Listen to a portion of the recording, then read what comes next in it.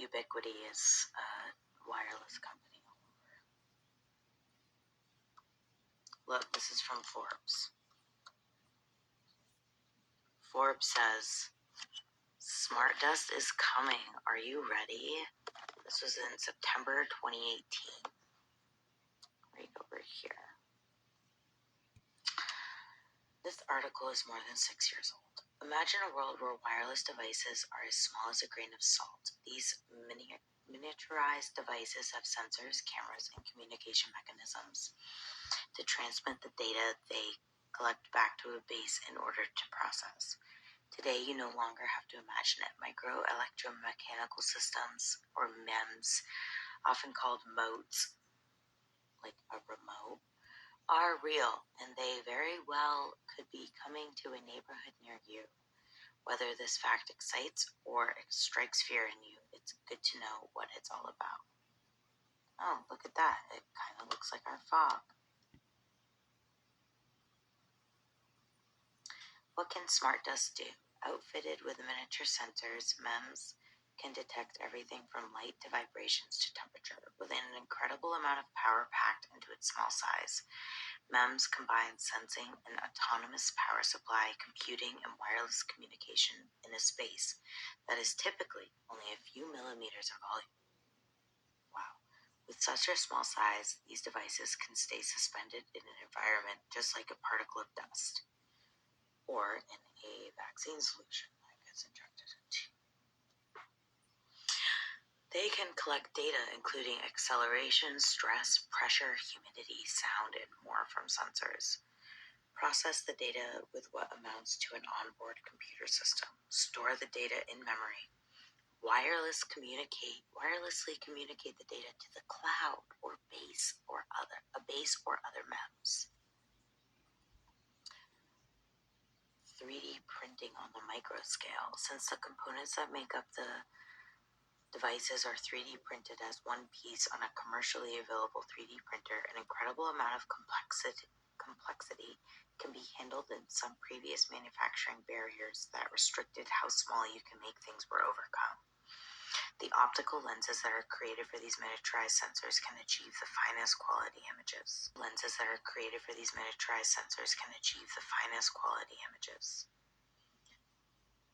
The potential of smart dust to collect information about any environment in incredible detail could impact plenty of things in a variety of industries, from safety to compliance to productivity. Compliance. See how they hide compliance in between your safety and productivity. It's like multiplying the Internet of Things technology millions or billions of times over. Here are just some of the ways it might be used. Monitor crops in an unprecedented scale to monitor equipment to facilitate more timely maintenance.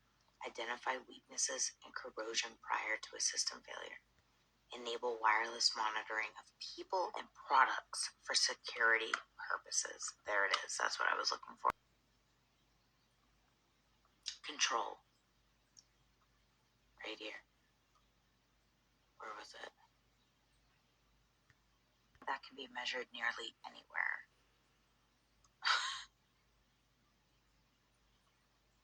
Enhance inventory control with MEMS to track products from manufacturing facility shelves to boxes to pallets to shipping vessels to trucks to retail shelves. Wow. Possible applications for healthcare industry are immense, from diagnostic procedures without surgery to monitoring devices that help people with disabilities interact with tools that help them live independently. So, we didn't want it injected, so we just thought that we'd just spread this smart dust everywhere so you could inhale our microchips, and then we can monitor you. Disadvantages. There are still plenty of concerns with wide-scale adoption of smart dust that need to be sorted out. Here are a few disadvantages. Yo, I'm such a nub sometimes, but look, I didn't even read that bullet the first time.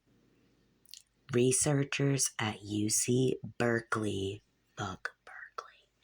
published a paper about the potential for neural dust.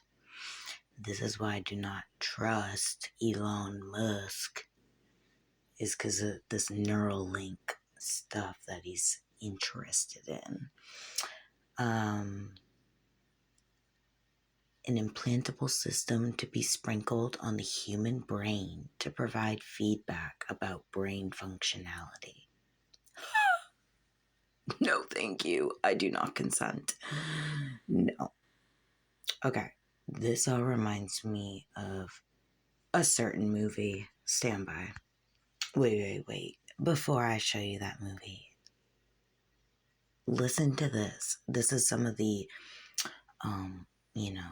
possible side effects or not so great parts about smart dust. Okay? One thing is privacy concerns. Here's why. Concerned about privacy issues. Since smart dust devices are miniature sensors, they can record anything that they are programmed to record. Since they are so small, they are difficult to detect. Your imagination can run wild regarding the negative privacy implications when smart dust falls in the wrong hands. Yeah. No, I do not consent. Yeah, and they said that they have like a remarkable camera. So if you're naked or your kid, you're changing their diaper, like it's just awful, gross. Once billions of smart dust devices are deployed over an area, it would be difficult to retrieve or capture them if necessary. Given how small they are, it would be challenging to detect them if you weren't made aware of their presence. The volume of smart dust that could be engaged by a rogue individual, company, or government to do harm would make it challenging for the authorities to control if necessary.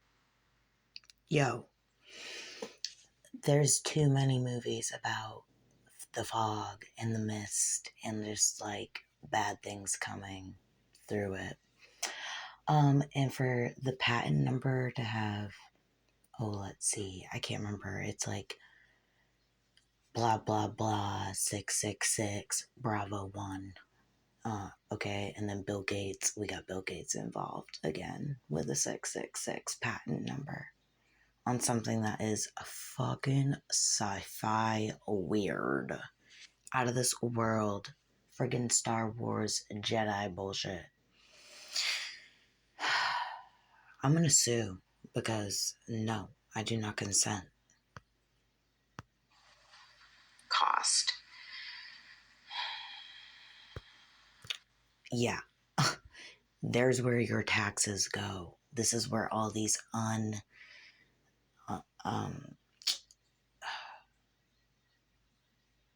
just money that's disappeared.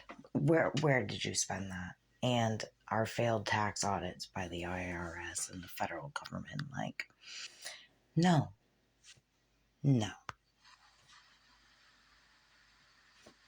Until costs come down, it will be techno. Anyway, here's that movie. It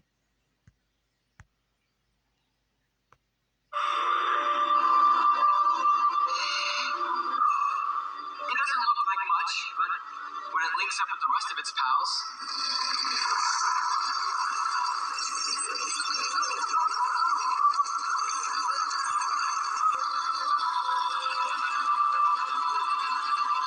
things get a little more interesting. You guys, I just took a bunch of screenshots on Wikipedia, and look, on the See Also, they have all of this, and I screenshot it all. But look, I mentioned Ubiquiti wireless company, and we'll go there, but look, right here, Ubiquitous Computing, Concept and Software Engineering and Computer Science.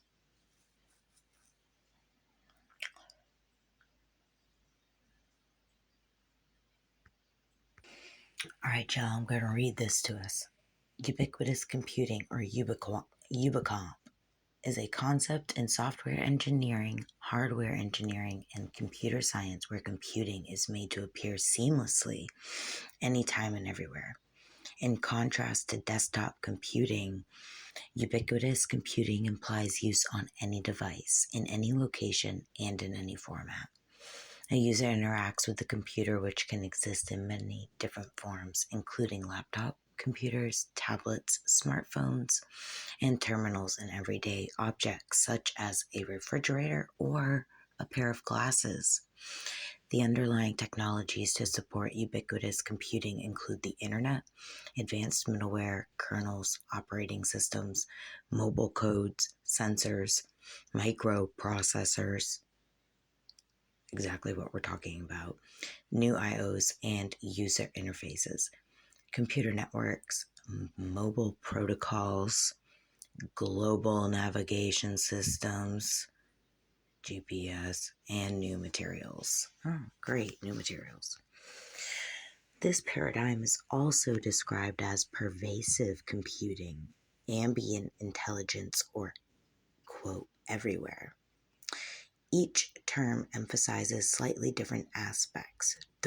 When primarily concerning the objects involved, it is also known as physical computing, the Internet of Things, haptic computing, and things that think. Rather than propose a single definition for ubiquitous computing and for these related terms, a taxonomy of properties for ubiquitous computing has been proposed, from which different kinds of flavors of ubiquitous systems and applications can be described. They've been doing this forever. Who knows how long ago they did this dust? I mean, it's been in the works since like 1960 something. What the hell?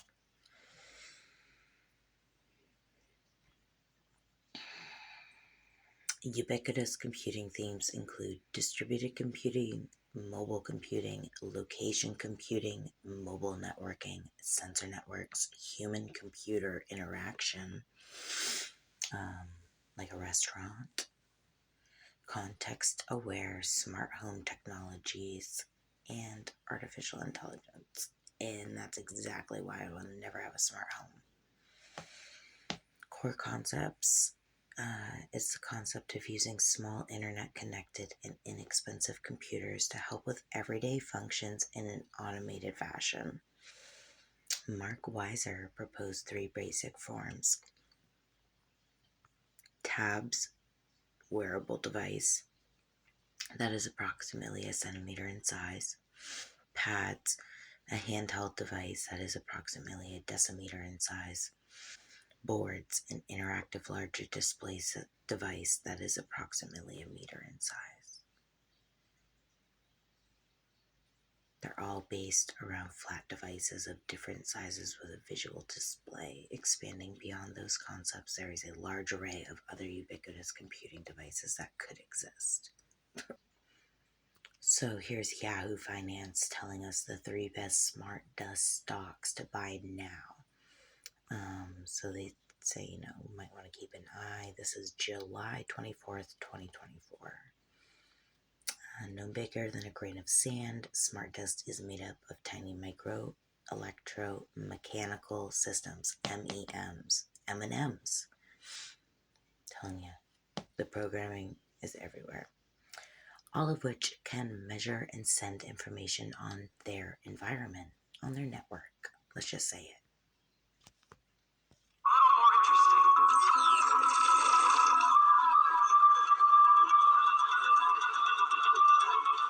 Microbots are controlled with this neurotransmitter. So he'd be like the cloud right now. And these things are all everywhere.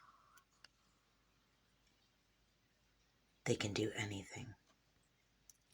Hopefully this is something that was taken down. Because it's been around for a while, obviously, but I don't think there's anything you can do about it being already within our bodily systems. But what you can do is like take down the drones and just not use the system that was created, at least not in the ways and controlling ways that were intended. Can't tell me they aren't trying to control our food by saying that, like, oh, it can detect external stimuli such as light, temperature, movement, sound, and air pressure in real time. And then that companies like IBM are interested in it because it agriculture, because it can collect information on soil, moisture, and nutrients. And how much like you are growing and profiting off, or not even. Who knows? We were so close to like just total control, and the fact that I hope that like things like this really wake people up, like shake people awake. Like, hello, yes, our government uses things like 9/11 to scare us and guide us, like sheep to go a certain way, a certain path, take a certain path, and through fear and scare tactics and telling us that they care about us, but they don't. They're like straight up psychopath liars. And like there's patents for smart dust. Like this is legitimate. And this movie, Big Hero 6, like so crazy. Because look, all right, you can look IBM, Cisco, and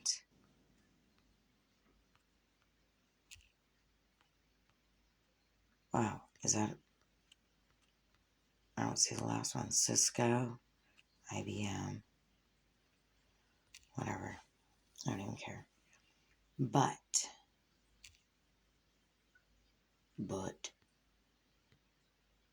it's all over the place. And it's been all over the place. Check it out. This is Digital Dust, exploring the lousiness and ambiguities. Okay, so anyway, look at all those colors. Passive transmitter with corner cube, retro reflector. Sorry, my screen is all smashed to hell, so it's hard to read things. Active transmitter with laser, diode and beam steering. Receiver with photo detector. Look, and then there's like a big one. Oh, I'm sorry. These are all the parts of the entire Smart Dust Moat. So is that the remote? Oh my gosh. Okay. Dust might appear to be the smallest and least important thing in the world, but it turns out to be vast and to contain multitudes. Dust would seem to be the most material of things, sometimes the most ultimately material. It's what is left of an object when all form, structure, context, and legibility are stripped away, when the object is destroyed and only the fact of its materiality remains. Makes me think of this magazine.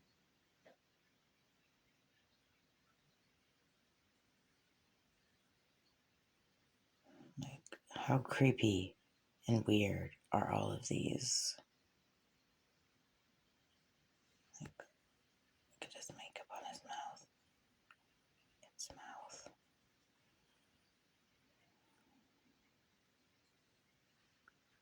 So sad.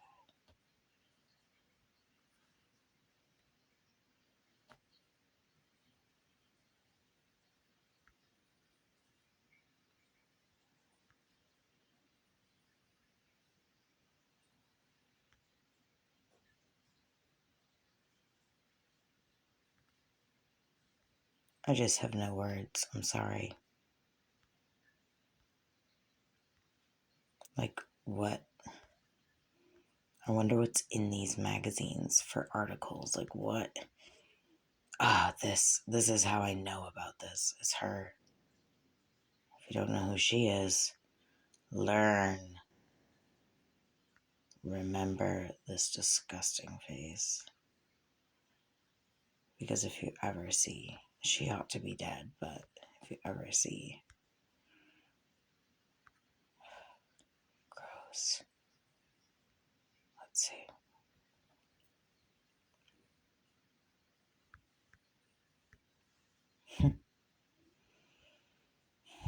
Marina is photographed by Luigi and Luca, with styling from Dan Thawley. Here's her creative direction and photography. Special thanks. Okay, so here's this company, Ubiquity Internet, and I found them while I was researching Smart Dust yesterday. So I didn't, it was like towards the end of my research, so I just was like, I'll look into it tomorrow. So here we are, and check this out, the controversy. Ubiquity, a company whose prosumer-grade routers have become synonymous with security and manageability, is being accused of covering up a catastrophic security breach. And after 24 hours of silence, the company has now issued a statement that doesn't deny any of the whistleblowers' claims. This was in March 2021.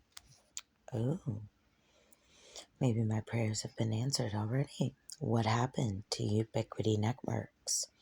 In February 2021, they faced a significant data breach that was later described as catastrophic. The company was criticized for downplaying the severity of the breach and not being transparent with their customers about the extent of the damage.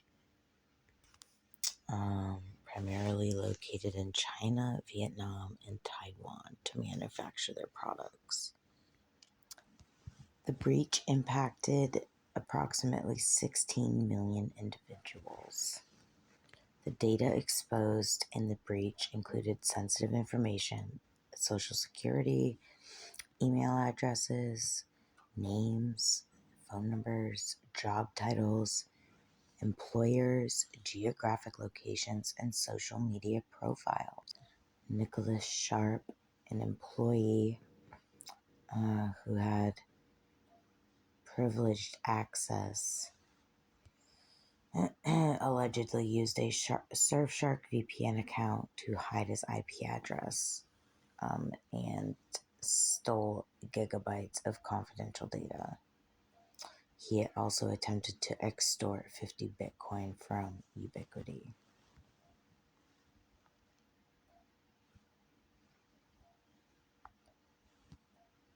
How do you know if you were affected? Ubiquity has not explicitly mentioned reaching out to affected users in the available sources. Not surprising. However, if you believe you may have been impacted by the breach and haven't received a notification, you can visit Have I Been P-Wound to check your credentials. Look, like, what does that mean? What is that? Like, what are the apostrophe, semicolon, double hyphen? Like, what? I'm not entering my email address. Absolutely not. Ubiquity is used for providing the Unify Network application, enabling remote management of wireless access points and other aspects of the Wi-Fi network. So this is an article from 2019, and they are talking about Smart Dust. And I was just looking up who's invested in Ubiquity Internet, and it didn't look like Meta was. So I found it interesting. Anyway, obviously I was thinking of Mark Zuckerberg when I was looking up if Meta was part of Ubiquity.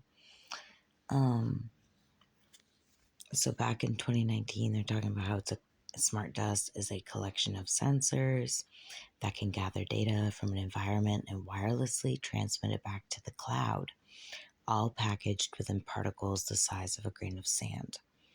They can sense anything from light to vibration to humidity.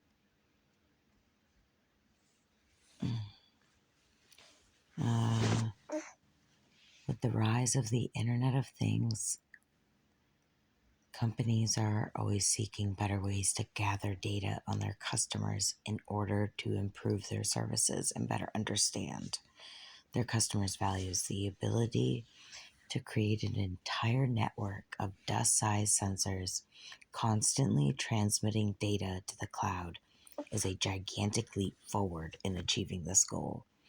From covering your engine with smart dust to diagnose car problems, to spreading smart dust over a farm field to know when crops need watering, the technology has a wide range of applications.